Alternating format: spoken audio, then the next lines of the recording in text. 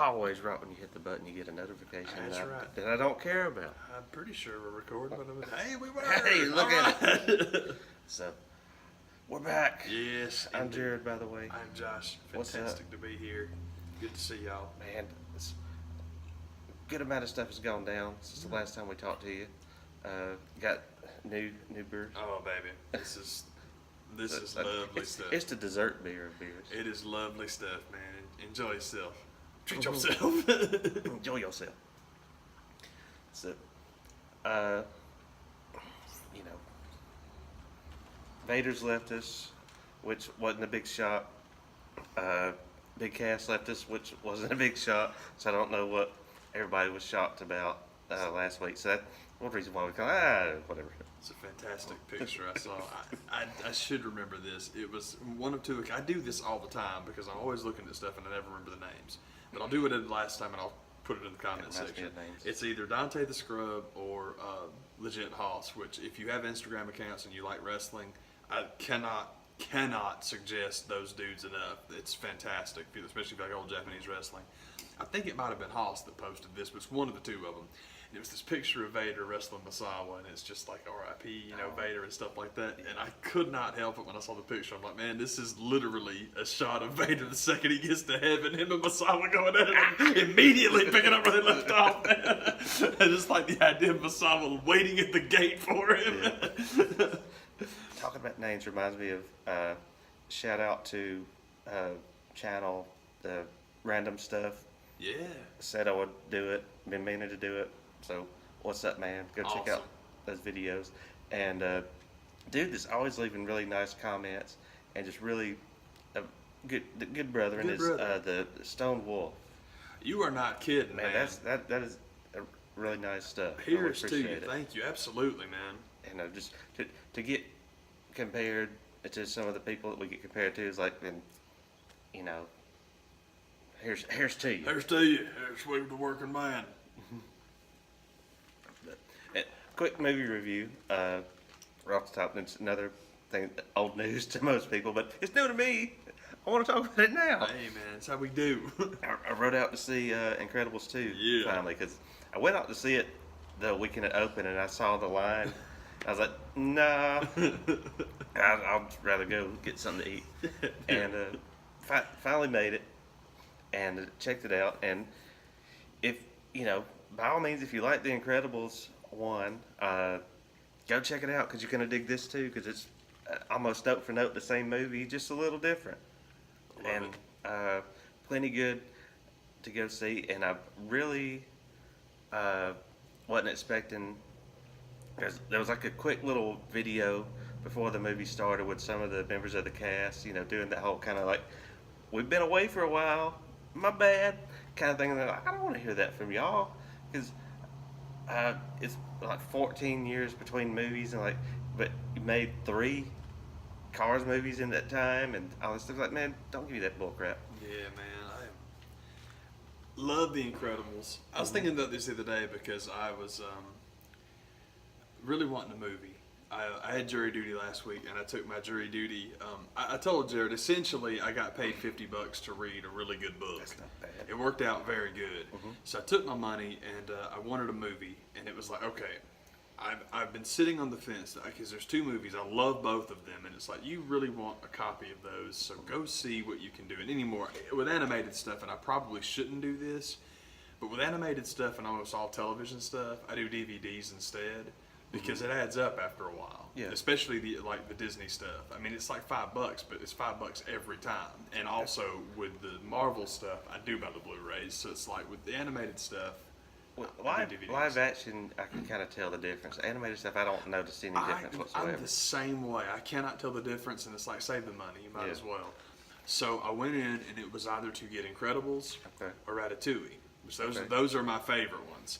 And for some reason, Ratatouille was on sale for $14, so I'm like, hook me up, man. And really, I mean, with the movie being in theaters now, it's probably going to get re-released and you can buy the double pack anyway. I thought so too. So why not? I'm so bad about jumping the gun, and it's like, take the man's advice, because that's what I should have done with Star Trek, because I wouldn't be nearly so ill at myself for actually having a copy of whatever the last one was called. I don't even remember now. Beyond. Thank you. Yeah, Star I Trek. didn't see it. I just Star remember Trek Beyond the- Thunderdome. Yeah. Beyond being a good movie. I did hate that movie, and I hate to be that way because I really enjoyed the first two, and the third one had moments. Really, not even moments. It was like there are certain things that you could do, like production stills from that movie that would look incredible, and the character design on the I don't remember the character. I don't remember her name, but the main girl character, like the design of that character was freaking awesome. Yeah. But I know I say it all the time, and I ruin it for people that haven't seen it. But by God, don't worry if you haven't. But the Beastie Boys callback, I almost had to leave the theater. It's very strange. I don't embarrass Play that. myself often because Lord help, but I get embarrassed for other people all the time, and it was just, this is awful. And the thing is, if you got to do the Beastie Boys, they've got more than one song. For real. You know, it's like Yeah. it's okay. It's cool if that's your thing and you dig that band. It's no problem at all. Yeah. But They got other beats, they got other jams. yeah, for They real, just- for real. And it all gotta be sabotaged. Yeah, for real, man. And also, this was something my buddy Matt and I were discussing this actually about Ragnarok, and it's the callback. Whenever you get the same song played twice in a movie, it's like that's hard to pull off. I mean, I thought that like with The Departed, it was great because God, they played Dropkick Murphys 9 times and the Rolling Stones 14, but it worked. It was really cool because it's almost an Act 1, Act 2 thing there. But the second time you get Immigrant Setting a Song, scene kind of yeah, thing. it's interesting, man. But next time you get Immigrant Song in Thor, there's a song by. It like just happened. Yeah. Like, it was like back to back. Like that's didn't. Come on, man. We don't do that. Yeah. Well, I shouldn't say don't do that. I didn't care for that. And the other thing is, that's what I want. I can't wait till you can buy like DVDs and Blu-rays and stuff like that, and load them into your computer and Mix it home. re-edit crap. Yeah. Put your own music in there. Because I've said before, man, if you watch Watchmen, as good as it is, because boy, it's good. We've talked about it before. It's interesting too because I think we each landed in the same spot. Jared and I discuss very, very often. Sometimes the director's cut's the way to go. Sometimes it ain't. Yeah. And with Watchmen, there was the theater cut, which is not very good, and there was the Good God Almighty with the animated stuff Ultimate director's edition. cut, which was not good. But the one right in the middle, the Goldilocks cut, Yeah. was excellent. Yeah. But my favorite thing about Watchmen actually was the preview, because you get to see everybody and it's so cool, and it's got that fantastic Smashing Pumpkins song from the old Batman soundtrack on it. So if you take that garbage My Chemical Romance Bob Dylan cover, and don't get me wrong, I like My Chemical Romance. It's not their fault. I just don't like their cover of that song particularly. I consider the end of Watchmen rather somber and kind of hopeless. So when it's rock and roll at the end, it doesn't do it for me. Yeah. But if you cut that Smashing Pumpkins song in as the closing credits, boy, that works. So that's real fun. It's silly, but it's fun to think about stuff like that. There's a Viking heavy metal band called Amon Amarth, which is Elvish for Mount Doom, which is just wonderful. They have a song called Fate of Norns, and I would not leave the vocal track in it for Thor, but just the intro. I just listen to that song, Fate of Norns by Amon Amarth, and just think about the Thor jumping out of the sky with the lightning coming off of him, and Valkyrie walking down the bridge all slow. I'm telling you, man, it's awesome. It would be so cool. Because I'm ridiculous, and I think redoing soundtracks is the way to go. And there's people out there could probably tell you how to do it. I don't, want to go download Final Cut Pro in order to do it. I got a stop button. It's okay. Yeah. I don't mind. I set it up on my phone and just cue them. I do that with Adventureland. I cut the ending of Adventureland off all the time because I think we might have talked about this before. When he's on the bus going to New York City and you get the big New Yorker building and you've got all the shots of the raindrops on the window and the lights coming through it, just like the opening title sequence of like the out of focus theme park, that's the end of that movie. It's the same. I say it all the time, and I used to say it in a very negative way, and I'm trying to be more, not positive because I don't like it, but more fair.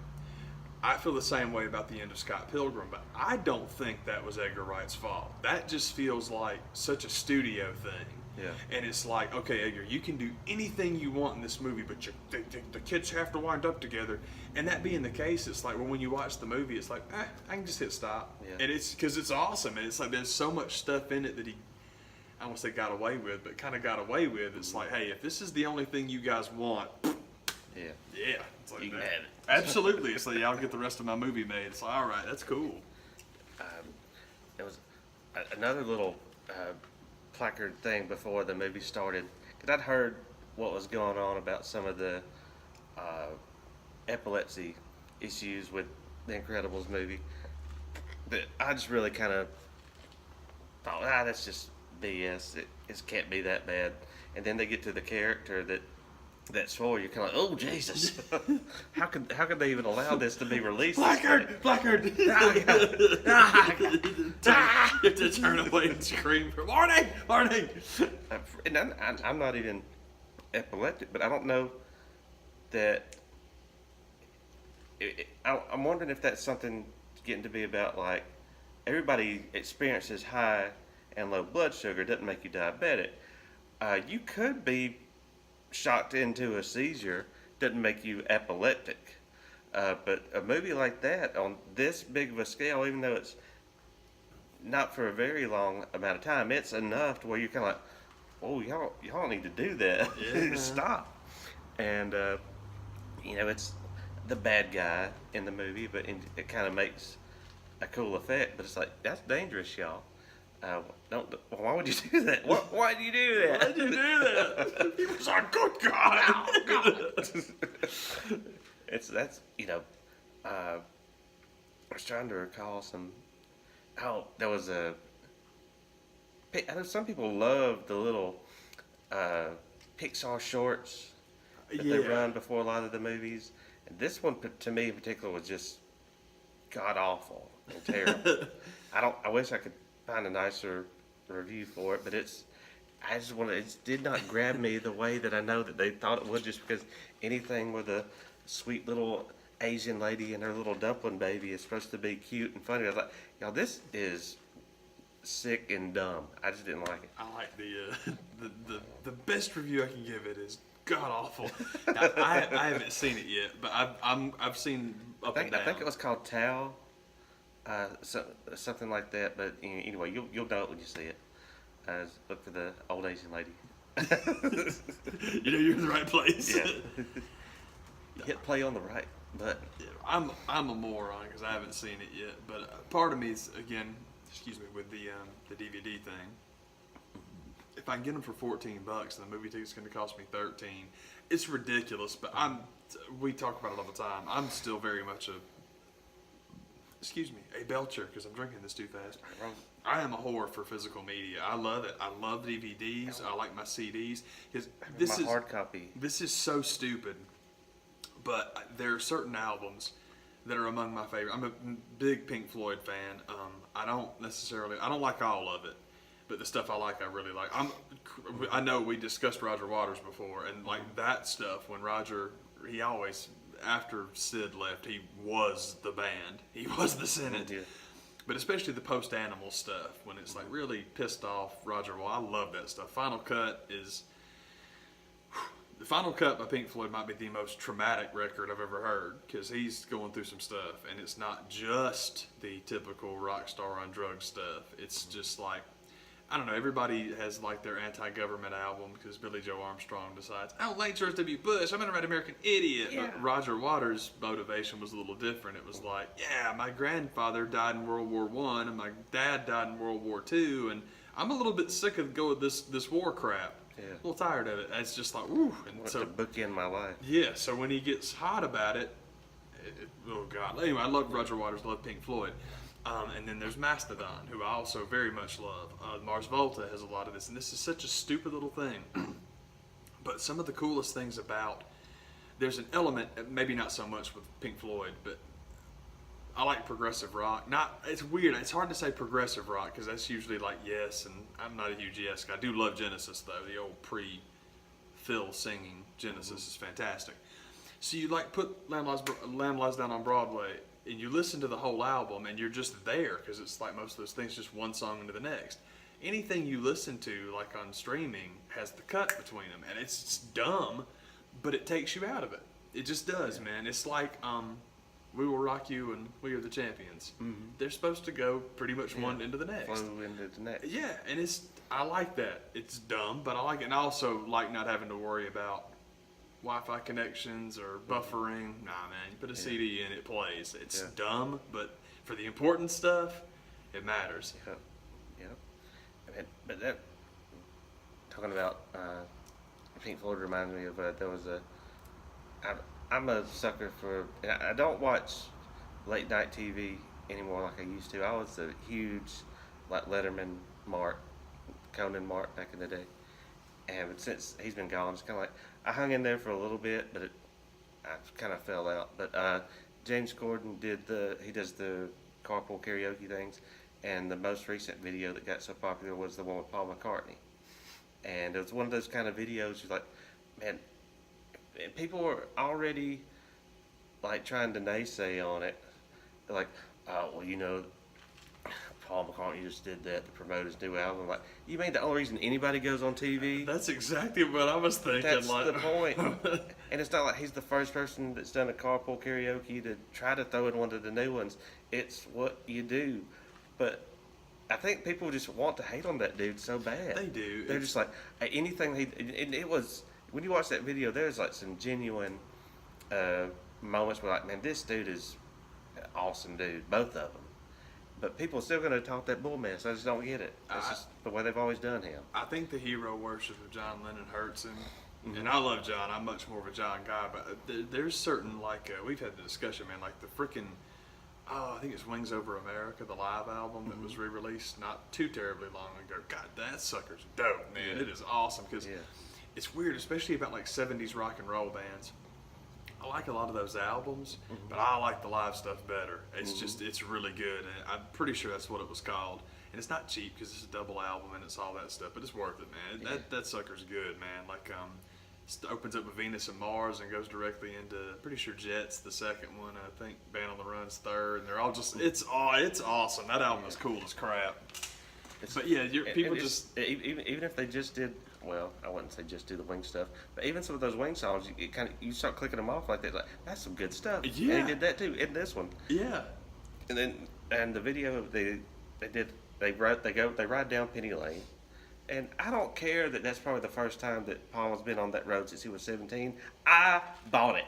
I liked it. I just He's the only reason anybody gives a crap about a place called Penny Lane. He can go as often or as infrequently as he wants to. Yeah, it's okay. I dug that moment of them riding down the street and going to his, first place and, telling him stories about me and my dad was sitting in here, she loves you, yeah, yeah, yeah. And then going to the pub where it all ends up, as all good videos usually do. And they turn him into a jukebox. And I thought, man, that was and in a really, really neat way. I'll let you watch it and you can go check it out. But it's awesome because it just, the whole rest of the video, you're kind of like wondering, like, how these people get in here? Because some of these people look to be McCartney's age, and there's like not much middle ground. You're either like way too young to be in a pub, or you're McCartney's age, having your afternoon beer before going home. To take your Ambien and get on Twitter. And then the whole jukebox thing happens, and now the place is like flooded. But there's still, even the people that are way too young to be there, you can tell they're into this, and it's cool. And it's I can't imagine anybody not liking that video. Bold's a big fan. Bold a big Dewey. Love me some Dewey. I'm impish and whimsical. The leader of the Beatles. I'm the leader of the Beatles. What do you think, George Harrison of the Beatles? I love that being George's title. Trying to get more songs on the album. Dude, Justin Long has shown up in a couple of things. Sasquatch Gang being my favorite among them. If you haven't seen the Sasquatch Gang and you like Justin Long even a little bit, check that out because he's got some good stuff out there. He is so extraordinarily, wonderfully funny and awesome in that. But his George Harrison impersonation is scary. It's so good. Just his character alone is worth checking out. Zack and Miri. Yeah, that's cool, man. Good Lord, he's funny. And the good thing is, you just watch the high school union scene. You can turn that off, and you're done. You're done because in more ways than one, you're pretty much done. But yeah, man.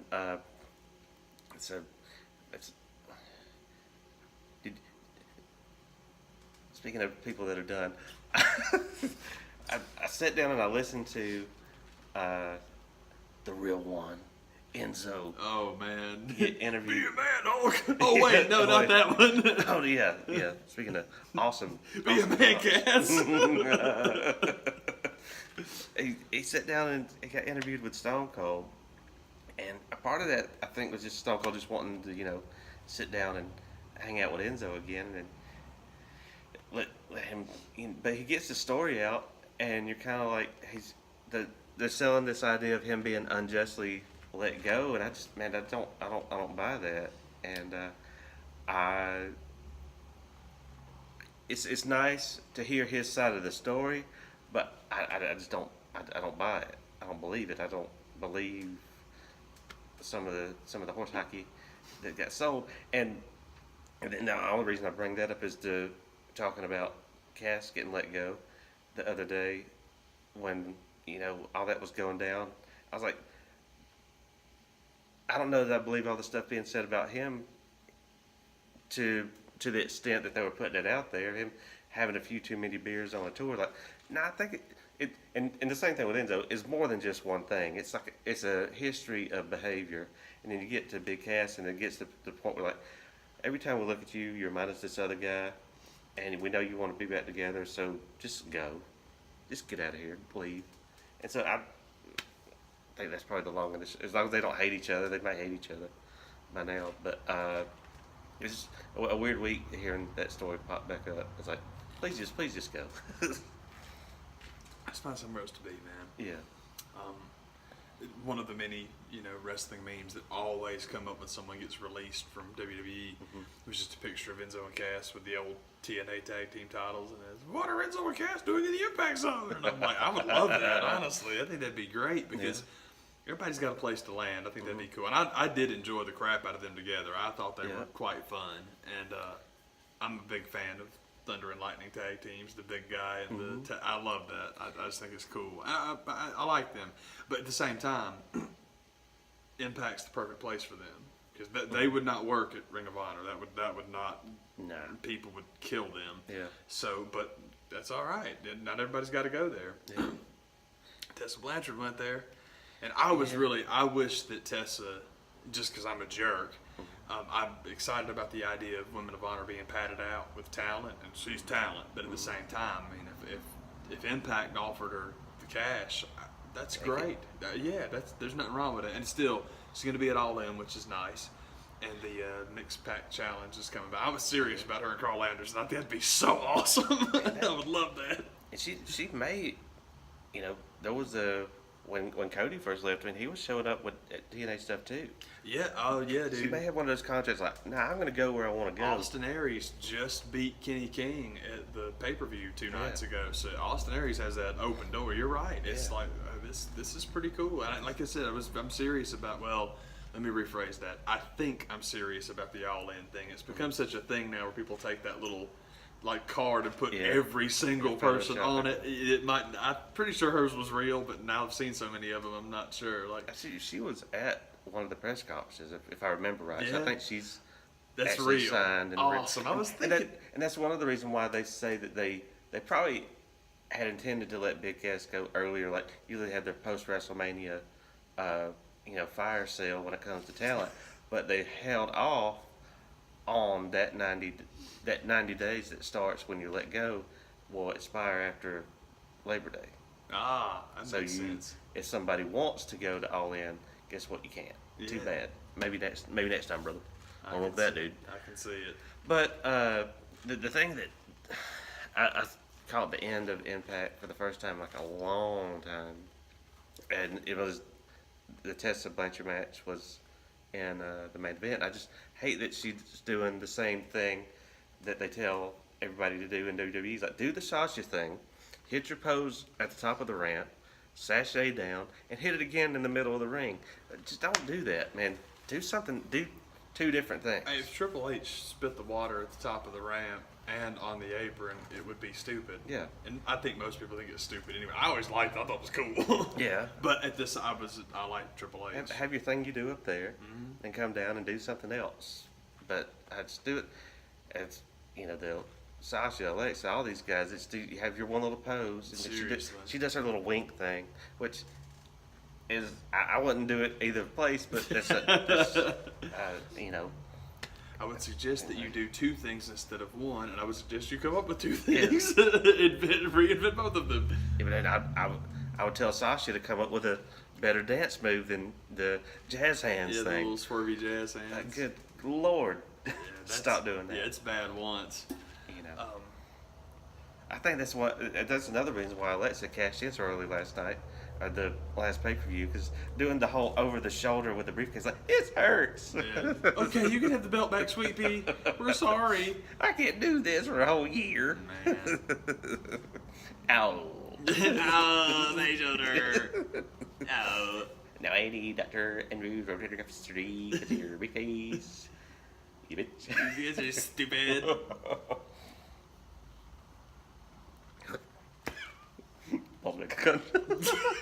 You can't not say it. The subject's been broached now, man. What, by Triple H? Please watch Dewey Cox if you haven't seen it in a while.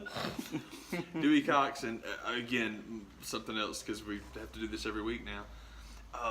Something by Christopher Guest, just anything. I've watched Guffman, and I've watched Mighty Wind again, because after we got talking about it, I had to watch it again. Oh, man, they're they are awesome. so perfect. Please watch them. They are wonderful.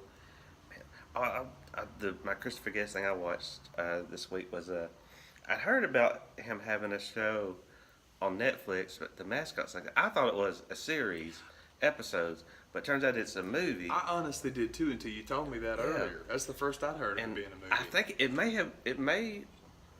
would have been better as a series. Maybe you would have been able to have a lot more characters and get more into the stories, but you know that sometimes that defeats the purpose too. Because with I think with this movie and I didn't like it as much as I like the other stuff. It's just the people that they decide to spend more time with. You're kind of like, man, I don't like this one. Boo. And not there's a good amount of the usual Christopher Guest cast that comes back, but not everybody, because it's a Netflix thing, and it feels kind of like is this just the best idea you could come up with in the rental space that you had? Because it feels like they just kind of rented out some office space, and I was like, make something work. But it's about this mascot competition, and what makes a Mighty Wind and Waiting for Guffman and Best in Show work is you could see people doing this. Like, this is like real world type stuff, a dog show, a music show, a reunion type show, and people getting together and putting on a play. That's something people could relate to. This is a mascot competition with people from all over the world coming to decide who's the best mascot in the world. Outside of the ESPN Capital One commercials, it's like this doesn't happen. But Parker Posey, she's one of the usuals from the Christopher Guest movies that comes back, and her storyline is the one that I was like, what, man, she leaves you wanting more. Parker Posey is one of the Christopher Guest normals, Normies, and is a national treasure. One of the more underrated ones we've got. I would suggest, if you guys are up for it, if you want to see some range, just like the man saying, any Christopher Guest thing, because she's in pretty much all of them. Yep. Josie and the Pussycats. Oh, yeah. Which, if you haven't seen Josie, it's one that when you tell people that haven't seen it, they'll wrinkle their nose. But if you mention it to someone who has seen it, you will be linked forever. Oh yeah. Basically, if you understand that Orange is the New Black is a reference to, I don't think it's a reference. It is literally in that movie, and if you know that's where it's from, you got that bond. It's fantastic. The House of Yes, which I absolutely cannot recommend enough, and then Broken English. Zoe Cassavetes made a movie called Broken English. All four of those, worth watching. All four of them very good. House of Yes. It's not that it's the best of them, because the Christopher Guest stuff's the best. Yeah. I love Parker Posey. Glad you brought it up. Sorry, I totally hijacked your conversation. No, I mean, I just remember House of Yes coming out in like the mid '90s, and that being like Party Girl and that being like the two movies that she's going to be the next big thing. She was and she was for a while. Yeah, man. And can't remember much about it. I just remember digging it, and It is unbelievable. It was years after it came out before I saw it, but I worked at Blockbuster forever before I sunk that bitch, and I had an unbelievable tag team partner in the Douglasville store named Hannah. And Hannah and I really had like very, very similar taste in movies. It was very cool too. I think that it's very strange. Jared and I've talked about this before, man, where people opine for their college years. Oh, college, I miss college. Take it from somebody that never went to college. It's your 20s. That's all it is. But in our case, our 20s were not spent racking up a whole bunch of debt. But it was just fun watching movies, and that was one of the ones she's like, you have got to see this. So man, it's extraordinarily cool. One of the gajillion Miramax 90s independent movies that just got made, and there's that one, and that's a fun conversation to have. House of Yes, the Minus Man. The only thing about the Minus Man is this. I will warn you on the Minus Man. Might not be true for you. It was true for me. I'm a big Heath Ledger fan. I love the guy, but I have never been as blown away by his Joker as apparently I'm supposed to be. Well, he's crazy. He's just so believable. It's just so unbelievable. The greatest on-screen performance I have ever seen for crazy is Owen Wilson in The Minus Man. And it's because he's not jokey, laughy, ooh, I'm such a badass. And there's none of that. None of that. It's based on a true story. The movie's not. It's just the thing that really happened. There was a preacher down here somewhere many, many decades ago that was so concerned about his congregation being sucked into the hellfire that he would go to people's houses and just like hang out with them, just real buddy stuff. He's a great, very nice, personable guy. And he would basically ply his people with a little bit of wine, and maybe he'd spike it a little bit, if I remember the story correctly. And he would get people to confess their sins and recommit their lives to Jesus Christ, and then would immediately kill them before they could mess it up again. That's Owen Wilson's MO in Minus Man. Okay. And the thing about it is there is no like glee or joy or wicked, oh, he's such a bad guy. He legitimately thinks he's doing the right thing and plays it that way. It is, I love it. That movie's, and also if you watch the Minus Man has the greatest preview that I've ever seen.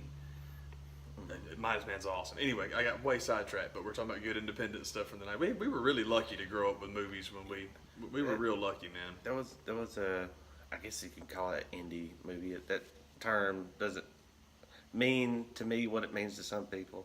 As a movie called The Last Supper. That was when you see the cast, you call it, this is not an independent movie. And I think this was before they blew up. They're like, it's like early Cameron Diaz, Bill Paxton, Paxton. I do it too, man. It's a bunch of people that were in movies around that time. I think Ron Perlman ends up the guy at the end. The idea behind the movie is these young 20-somethings have their dinner party weekly or however often they do it, and there was a unexpected guest that ends up coming. It's like the opening scene of the movie, and they're all leftist, and I guess at the time, if I don't know if leftist was even a term, but he is played. There's the right-wing hunter guy at their dinner table that they do not jive with, and incidentally, he ends up dead at the end of the dinner, and they get the idea of like, well, why don't we keep this trend going? Why don't we invite somebody from town to dinner that we don't like every week, and we'll decide over the course of the dinner whether or not they get to leave. Wow, that's awesome. It's called The Last Supper, and it's tries to do that kind of black comedy thing, and kind of not, but it's pretty trippy, neat little movies. It's worth going and tracking down. Yeah, and man, it's awesome. And you see, it's not that much of a shock, but see the power trip that they go over, but it divides the family or the group of friends that have this dinner, and they're literally deciding whether these people live or die, and that's the division that comes up amongst them. That's pretty awesome, man. Part of the fun of the movie. Yeah, man. So that one's worth tracking down and looking at. But Mascots you can take or leave, you can skip. But the best part of the cast that comes back is the Parker Posey character and her story, and there's a surprise return of a previous character that I spoiled for Josh, but it's not a spoiler because you kind of like when it shows up. It's like, thank God I was getting ready to turn this off. It's a motivator. But it really gets good when they get to the third act. I always hate people that can try to break down the film. This is the third act. This is the second act. Whatever. When they get to the point of the movie when they're finally doing their performances of their mascot characters that you've heard about for 40 minutes, they finally get to doing it, and it gets kind of funny. But at that time, you're kind of like, it's not funny enough. Yeah, it's not saving it. Yeah, and it just. I guess I just went in, expecting a little bit more. There's a hilarious performance. I think they should have saved as the last one, but they kick it off with it. But it comes from a conversation that Fred Willard has with one of the characters earlier in the movie, and you kind of even forget about it when he's like the manager of this particular mascot guy. High-class management. Yes, and he's talking to one of the other guys, and he's like, you kind of give me an idea for one of the things I could do with my guy, and that's literally about the extent of it. And then you see his idea pop up, and you're like, that was it. And I really think they should have saved that for last, because the character that goes on last, I'm not feeling this mascot. I'm not liking this guy. The actor I like. He was in Bridesmaids, and he was one of the dudes on that show, The It Crowd. David somebody, I forget his name, but I wasn't digging his version of the hard British mascot character. I guess that was supposed to be part of the joke. Is like, this guy would never be a mascot, but it didn't really work. So I just wasn't feeling him, and he gets to go on last. I'm like, man, y'all blew that. Y'all should have swapped the opening and closing acts, I think. Yeah, the new Main Street Singers go on last. Yeah. We open with Wandering. Yeah.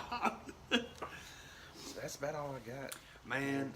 You want to talk about the Hawks? Not really. You really want to? Not really. I want to make these people suffer. No, I've just about gotten myself to a position where it'll be okay. The one thing, there is one maybe semi-interesting element about it. The NBA draft was recent, and I've been looking very forward to it because I love the Hawks. The Hawks won like 27 games last year, and it was a blast. Yep. As awful as they were, more nights than not, they were very fun to watch. And I think it's one of those things that maybe it's just a fandom, but I don't know. I'm a big believer that, and it stinks, but I've seen it happen, that ESPN has this thing where if it's exclusive to ESPN, it's the greatest thing ever. If they don't run it, there's always that edge of them kind of putting it down. They do it with boxing all the time, which they are back to running now. Very interesting that as soon as Fox signs a deal with UFC, they go and run boxing. It was good. The Friday night stuff was really good. It was a couple of kids. I cannot believe I forgot their dead young names. But, I mean, they killed each other. It was unbelievable, dude. Because, I mean, the one guy that got beat, I mean, his face was falling off. It was disgusting by the time they called that mess. But he was an Italian kid from... He's fighting out of Australia, and he just wouldn't quit. And it's like, y'all, I need to stop this mess. His eyes are going to fall out of his head. He's going to get Vadered. But anyway, that got sidetracked. That's not a tribute I don't want to see. No kidding, man. But no, it's ESPN frustrates me because they have. I get it, you got your own stuff, but if you're just gonna run it down, don't bother. Because Yeah. I guess the point I'm trying to make is that ESPN has tried to convince everybody for decades that baseball's dead and boxing's dead and horse racing's dead and tennis is dead. None of these things matter, but they all matter. It just ESPN's definition of dead is that they don't need us, so we'll just talk. Well, Floyd Mayweather, he's a joke. Okay, if you say so. I mean, I know you're mad 'cause it doesn't make you any money, but whatever. But there is an interesting thing they've been doing last year. It started with Baker Mayfield and carried over with Trae Young. And I'm convinced because the deal is the exclusive college football thing that they've got with the SEC and the ACC. I've become convinced that they're trying to recruit Texas and Oklahoma to join the Southeastern Conference. And I honestly hope it works because I think that the SEC West with those two schools in it would be incredible. Now, there is still the holdout. There's the Big Ten holdout because I've said this for a long time now and I still believe it. You know that conversation we had about, well, you know, the one and done, they're going to get rid of the one and done. If the college basketball guys go to school, they got to stay for 2 years. And what did we say was going to happen? The second they put that rule in place, Adam Silver will come out and say, you know, what we want to do is open the G League up to the top high school talent. That's exactly what he did because the deal is they're betting, and by they I mean the NFL, ESPN cabal, they are betting that basketball is as ridiculous about money as they are because the NFL don't want to spend money on nothing. The NBA is printing money. So basically the system right now is we're going to let the colleges keep the kids for free as long as that's the deal. But the second you tell us we need to, open up minor league systems and start paying the guys out of high school, we can do that. That's it. I mean, the guy didn't. I love Adam Silver. He's awesome. He did not blink. It was just like, yeah, I think we'll just take the best high school talent and put them in the G League. It's fantastic. That's a better idea. It's a great way to do it. The other conspiracy theory along those lines that I have is that you will have a similar thing in college football that I believe is going to be the Big Ten and the Pac-12. But if you pay very close attention to ESPN programming, they don't fawn over the Pac-12, but they're a hell of a lot nicer than they used to be. Because they know if you have a Pac-12 and a Big Ten and they merge and they take the Rose Bowl with them and then you start paying kids, it doesn't matter where the kids are from. It doesn't mean, well, SEC, it just means more here. It don't mean more than a paycheck. And if you're going to side up with ESPN and the NCAA because you're too damn greedy to pay the kids, Mr. Florida football is going to be a USC Trojan. That's just all there is to it. So there really is, it's the lack of talk in merging the conferences that for me is the flag that it's about to get serious. So Texas and Oklahoma are huge players. They're the biggest players, I think. Most people would say Notre Dame, but Notre Dame basically is already in the ACC without being in the ACC. So they're not really on the board anymore. ESPN's pretty much got them. Texas and Oklahoma are the two huge ones. And I think they're recruiting those two by just going so banana George crazy over Baker Mayfield and Trae Young. And it's like, okay. And then Baker's drafted first overall by the Browns, which does not mean a damn thing. Being drafted in the first round of the NFL doesn't mean crap anymore because the second they want to cut you and stop paying you, they can do it. Yep. There's not the huge guarantees. The rookie cap was the greatest thing they ever came up with as far as the owners are concerned because the NFL union is garbage. Everybody knows it. So yeah, we're gonna collectively bargain that. It's gonna be good. And the owners basically, yeah, I don't want the rookies making that money, and you wind up screwing yourself because basically what happens is non-guaranteed contracts have been a thing for everybody. But now you're just wasting picks because you will draft a guy to sell jerseys. Hello, Tim. How you doing, Johnny? And it's the same thing the Browns. And the Browns are a joke anyway. But anyway, it was just an interesting thing. I'm very bummed. I'm not a Trae Young guy. I think the Hawks drafting him, it's not my decision, not the guy I would have gone with, but the main reason I'm upset about it is because, well, I wasted 5 on him. Yeah. I was telling Jared, trading the 3 for the 5, I had no problem with. I know that we're supposed to either love Trae Young or think that trading Luka Doncic is the worst thing that's ever happened. I'm actually Goldilocks. I'm right there in the middle. I have no problem with trading Doncic away, and the reason is I like Luka. I'm interested in finding out how good he's going to be. But if the front office is not in love with him, you knew Mark Cuban was. Yep. So you might as well trade out and get that pick for next year. I don't care how bad the draft class is going to be. If you're not in love with the kid, don't pay him 3 money. Yep. Trade out. And what I was hoping they would do is get the first-round pick next year, which they did, get the 5 pick, which they didn't really get the pick. They just traded who they drafted. But I was really hoping that we would do it for Mo Bamba. I thought that would have been real cool. And I was saying Jaren Jackson from Michigan State, too. And there's no offense to Jaren. I think he'll be a good player. But he's a baby. That kid's 18 years old, man. So I'm like, let's go with Mo instead. I want rookies, but 18 is awful young. Yep. And Mo is a more like, he is a center. I think Triple J is a kind of a center power forward hybrid, and we got power forward covered. We're good. So I'm like, all right, that's what I was hoping they would do. But I'm getting to the point now that hopefully I can just relax. And I had to stop following the Hawks on Twitter because Jesus Christ, it has been the Trae Young show. That's all they do. And I'm gonna have to take United off too because not Trae.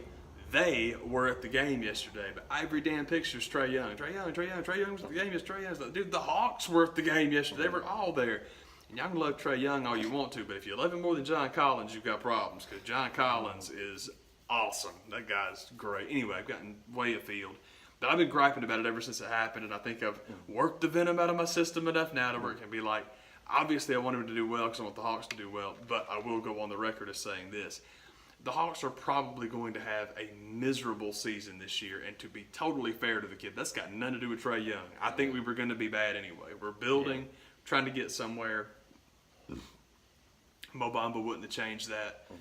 Trae Young's not going to change. It's not his fault, is what I'm trying to say, man. It's just, if they have a terrible year, which I think they will, it's not on him. Anyhow, I'm frustrated about that, but the World Cup's been wonderful, especially the round of 16.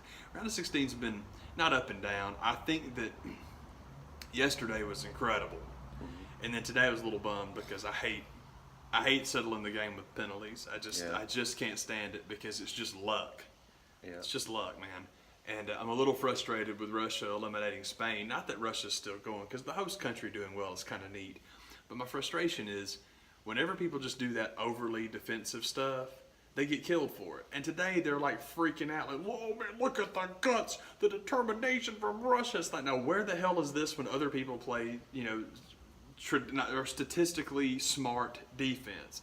Oh, they're parking the bus. They're not even playing. This is anti-football. Like, all right, well, just be consistent. You either like it or you don't. If you're outgunned and you play that style, blow them like you're blowing Russia. What can I tell you, man? Yeah. But I'm very, very happy that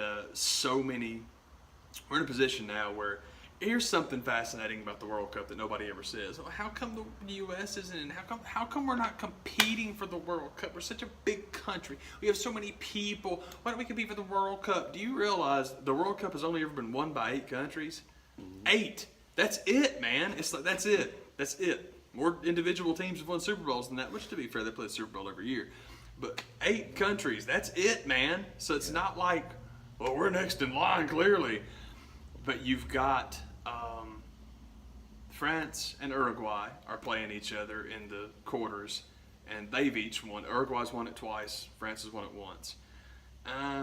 What's the other one? You got Russia and Croatia, who neither one of them have ever won it. So that's awesome. You've got new blood. You'll have new blood in the semifinals, one way or the other. That's pretty awesome. Yeah. Who else is in that's actually won the thing? Brazil is still in, which I'll explain my frustration about that in a second. And as far as their bracket's concerned, they're it, because they're playing Mexico tomorrow, and then they'll get the winner of Belgium and Japan, and neither one of them has ever won it. And then who do you got? It's Switzerland and Sweden, 2 teams that have never won it, and England, and I can't remember who England's playing, but England's won it. They've won it once, but that's it. So you're starting to weed out all the guys that have won it, so we might get a first timer, which would be, we might get number 9 this year, which would be really cool. But my frustration is somebody made a funny point about England. They're like, England's going to win the World Cup this year, but they're going to do it the way that Leicester won the league a couple of years ago, where for some reason all the really good teams were inexplicably crap all at the same time. And it's funny, and it made me chuckle. But my frustration is, if Brazil wins another one, nobody will talk about them having an easy path, which they really don't, because they got to play. France and Uruguay are good. It's a little, not frustrating they're playing so early, but they can both go. France is who I'm pulling for. I have an affinity for France, the country. I got hooked on soccer in '94 when the World Cup was here. Then it was back the year I graduated high school. So summer of '98, I'm not a summer vacation person. I'm not a, hey, let's hang out, let's party. I sat at the house and watched the World Cup. That's what I did. So I saw France win it, which is just awesome. And I'd like to see them win it again. That'd be real cool. That's who I'm pulling for. My other thing is, I did the Panini sticker book of app.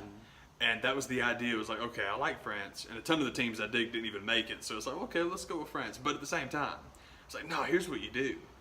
You fill out your sticker book, and the first team that you get completed, that's who you pull for. Turned out it was France anyway. So I'm like, well, there's a sign. But it's the tournament's been fun. The France-Argentina game was fantastic. It was 4-3 was the final, and I spent the whole time.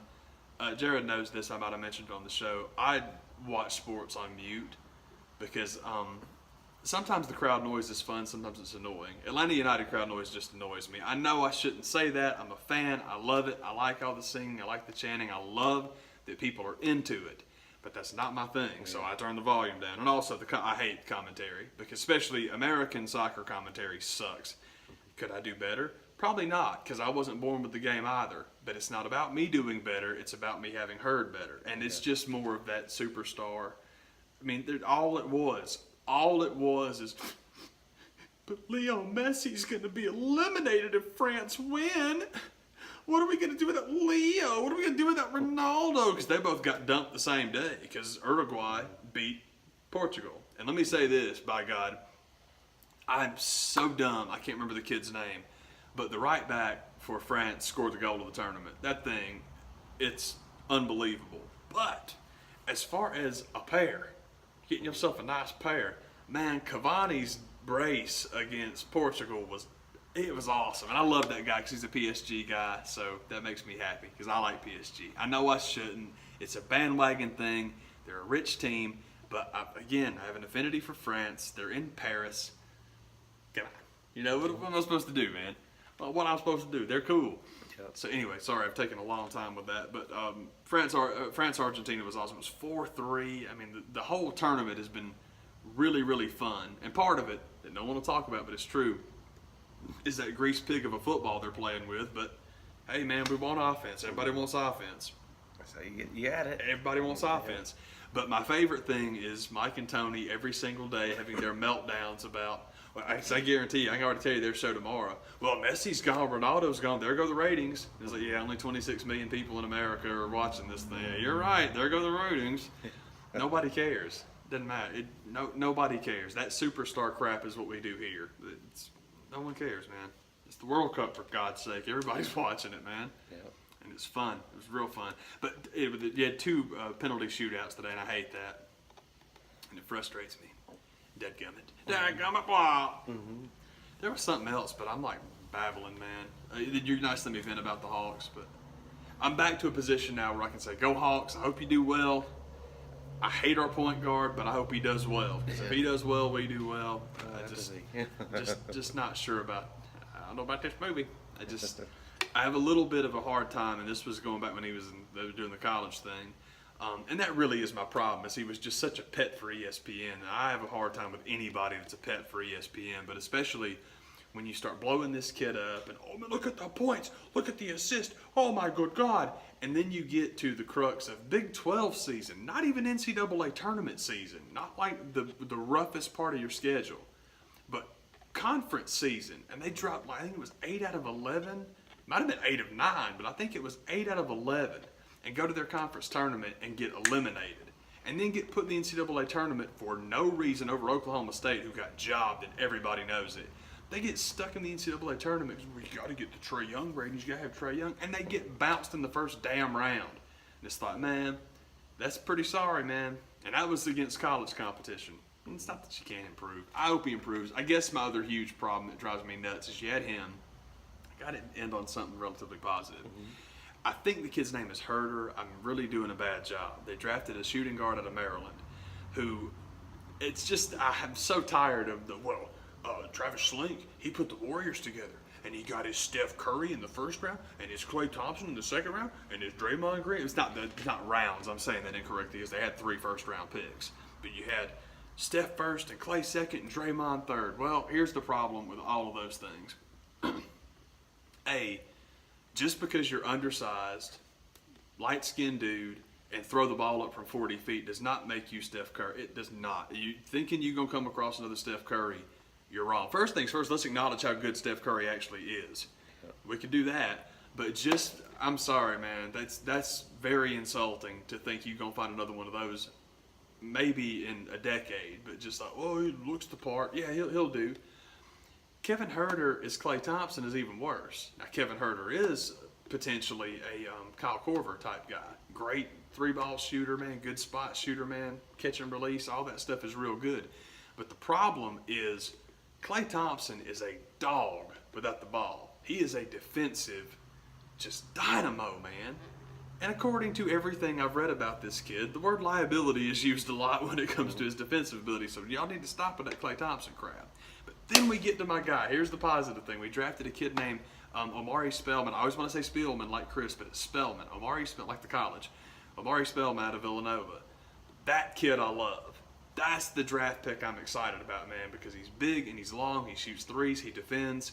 He ain't Draymond Green, but that's okay. I'm very excited about that guy. So it's weird because I gripe so much about the Hawks draft, but I'm excited about one of them. And Kevin Huerter could be really good. They might all three be real good, but the one thing is, well, they got a whole new backcourt. You play them both out there. No, if he's as bad defensively as the scouting reports say, I've seen Trae Young. I know he can't defend worth a damn. We'll give up 140 a game, man. It's like, no, we need somebody out there that can stop someone for the love of God. United, huge win the other day. That was very, very good. And they're still, let me say it for everybody, because all the first place in the East. Atlanta is in first place in the Supporters' Shield standing. Yes, that's with games in hand. It is with games in hand, because if Dallas wins their next two, they go back up. But this is how it works. This is how single table is going to work if we ever get there. But for right now, we're number one in Supporters' Shield standings, and that's awesome. It's way more important than leading the East. It's awesome, because if you win the Supporters' Shield, of course you're in first place in your conference.